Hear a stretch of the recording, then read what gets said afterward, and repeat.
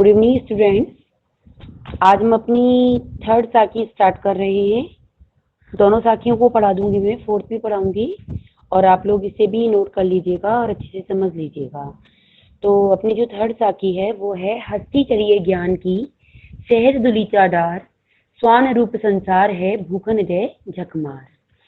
नियुक्त साखी के माध्यम से कबीरदास जी कह रहे हैं कि हे मनुष्य, तू सहज समाधि रूपी आसन को बिछा करके, सहज का मतलब होता है स्वाभाविक रूप से, तू सहज समाधि रूपी आसन को बिछा करके ज्ञान रूपी हाथी की सवारी कर। अर्थात ज्ञान प्राप्ति के लिए सहज समाधि तुम लगाओ। यदि तुम्हारी आलोचना करने वाले लोग, आलोचना का मतलब होता है बुराई, यदि तुम्हारी आलोचना करने वाले लोग जो हैं वो कुत्तों के समान भौंकते हैं, तो यदि तुम्हारी आलोचना करने वाले लोग हैं जो कुत्तों के समान भौंकते हैं तो तुम उन पर ध्यान मत दो, उनकी चिंता मत करो, क्योंकि वह आज नहीं तो कल अपने आप ही चुप हो जाएंगे। देखिए, ये साखी का अर्थ है जो मैंने आपके लिए बोला है, क्योंकि यहाँ हस्ती तो एक हाथी है, ज्ञान यानी ज्ञान है, सहज यानी स्वाभाविक है, दुलीचा यानी आसन है, और स्वान यहाँ कुत्ते को बताया गया है। संसार आप समझते ही हैं, भूखना यानी भूखन यानी भूखना है, और झक मारना यानी अपने आप ही चुप हो जाना। फिर वापस से एक बार बोल रही हूँ कि कबीरदास जी ने कहा है कि हे मनुष्यों, तुम सहज समाधि का आसन बिछा करके ज्ञान रूपी हाथी की सवारी करो। अर्थात ज्ञान प्राप्ति के लिए सहज रूपी आसन को, सहज रूपी समाधि को लगाओ। यदि तुम्हारी आलोचना करने वाले लोग कुत्तों के समान भौंकते हैं पीछे से, तो तुम उनकी चिंता मत करो, क्योंकि यह लोग आज नहीं तो कल अपने आप ही स्वतः चुप हो जाएंगे। अब देखिए इसका मतलब क्या है, क्या कहना चाहते हैं कबीरदास जी, वो समझिए। यहाँ पर कबीरदास जी ने इस साखी का जो भाव बताया है वो बताया है कि कबीरदास जी यहाँ पर उपासकों को, जो ईश्वर के जो उपासक हैं ना, उनको संबोधित कर रहे हैं और उनसे कह रहे हैं कि हे उपासकों, तुम ज्ञान रूपी हाथी पर आराम से समाधि रूपी आसन को बिछा करके, हे उपासकों, तुम ज्ञान रूपी हाथी पर आराम से समाधि रूपी आसन को बिछा करके निश्चिंतता पूर्वक चलते रहो, यानी आगे बढ़ते रहो। संसार तो कुत्तों के समान है, यानी कहने का तात्पर्य है संसार में जितने भी लोग हैं तो बोलते ही रहते हैं। जब भी हम कोई अच्छा कार्य करते हैं तो पीछे से जो भौंकने वाले लोग हैं ना, वो अपनी निंदा करते ही हैं। तो वो कह रहे हैं कि संसार तो कुत्तों के समान है, जो हाथी को चलते देख करके बेकार में ही भौंकता रहता है।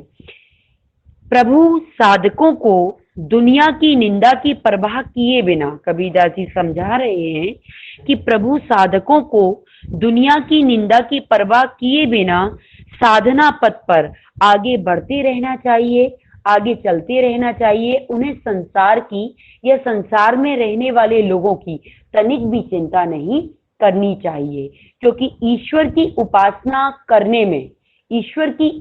करने में अनेक लोग बाधक बनते हैं। यदि हम उनकी परवाह करते रहेंगे, उनकी चिंता करते रहेंगे, तो एकमात्र ईश्वर की साधना जो है, एकमात्र निष्ठा से जो ईश्वर की जो साधना है, हम उसको कभी नहीं कर पाएंगे। आप लोग इसे अच्छे से समझिएगा, क्योंकि दो रूपों में दे रखा है। एक तो आपको स्टार्टिंग जो मैंने बताई वो, और दूसरा उपासकों के रूप में दे रखा है वो। तो आप दोनों को समझिएगा और कॉपी पे नोट करिएगा, दोनों से ही क्वेश्चन बनते हैं इसके। अब सेकंड वाला जो है वो समझिए। पखा पखी के कारणे सब जग रहा भुलान, निरपक होई के हरि भजय सोई संत सुजान। कबीरदास जी ने कहा है, देखिए यहाँ पर पखा पखी बताया गया है पक्ष और विपक्ष को, और कारणे यानी कारण में, सब यानी सब, जग यानी जग, रहा यानी रहा, और भुलान यानी भूलता जा रहा है। निरपक्ष का मतलब होता है निष्पक्ष होकर के, हरि यानी हरि, भजे यानी भजना, सोई यानी सो, संत यानी संत, और सुजान यानी सुजान।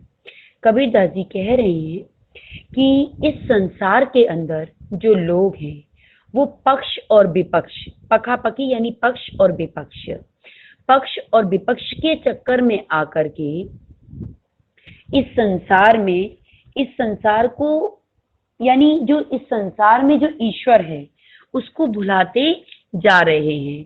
कबीरदास जी कह रहे हैं कि पखापखी यानी पक्ष और विपक्ष के चक्कर में आकर लोग जो हैं वह इस संसार को क्या करते जा रहे हैं, यानी बहुत बड़ी भूल करते जा रहे हैं। संसार में जो अहम तत्व है, संसार में जो ईश्वर है उसको भूलते जा रहे हैं।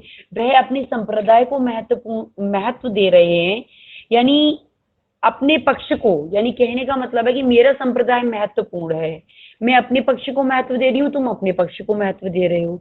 तो यही पकापकी बोला गया है कि इस संसार में जो लोग हैं वह पक्ष विपक्ष के चक्कर में आकर के, यानी अपने संप्रदाय का समर्थन करने के चक्कर में आकर के और दूसरे के संप्रदाय का विरोध करने के चक्कर में आकर के इस संसार में जो अहम तत्व है, जो इस संसार में महत्व है जिस ईश्वर का, उसको भूलते जा रहे हैं।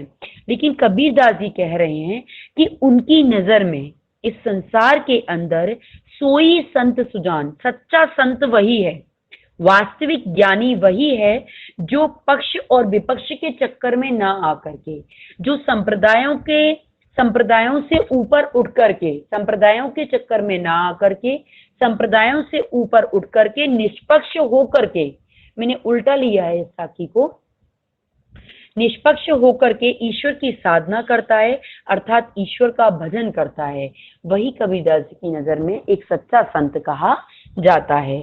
फिर वापस से बोल रही हूँ, कबीरदास जी कह रहे हैं कि इस संसार में जो लोग पक्ष विपक्ष के चक्कर में आकर के, अर्थात अपने संप्रदाय को महत्वपूर्ण बता करके दूसरे संप्रदाय का विरोध करके इस संसार में जो अहम तत्व है उसका महत्व, उसके महत्व को भुलाते जा रहे हैं, अर्थात ईश्वर को भुलाते जा रहे हैं, वह सही लोग नहीं हैं। कबीरदास की नजर में सही संत वही हैं, सही लोग वही हैं जो निष्पक्ष होकर के, यानी किसी भी पक्ष के चक्कर में ना आकर के, किसी भी संप्रदाय के चक्कर में ना आकर के एक निष्ठ ईश्वर की भक्ति करते हैं, अर्थात ईश्वर का स्मरण करते हैं, वही सच्चे संत कहे जाते हैं।